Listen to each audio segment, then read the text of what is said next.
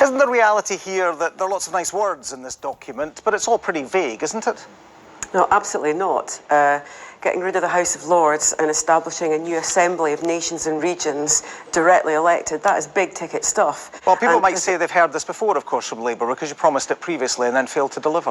When we set up the Parliament in '99, the Sewell Convention, for example, that UK governments would not normally override Scottish legislation and Scottish powers, that has been progressively ignored by the Tories. So entrenching devolution and removing that capacity to override our democratically elected Parliament in Scotland, absolutely critical. But again, people might think that this is fairly weak meal, because at the end of the day you talk about enhanced status internationally for Holyrood, but the reality you give is the Erasmus scheme, a student exchange programme.